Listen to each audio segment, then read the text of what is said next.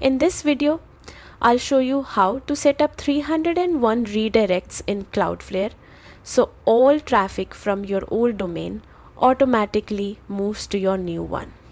This is key for user experience and SEO when you change domains. First, log into Cloudflare and go to the DNS tab. Add a record for your old domain as a placeholder. Use any IP and make sure the orange cloud is turned on so Cloudflare can manage the redirect. Now head over to the Rules tab and select Page Rules. Click Create Page Rule, then enter your old domain with an asterisk at the end, for example olddomain.com/like, to capture all pages. Set the rule to forwarding URL.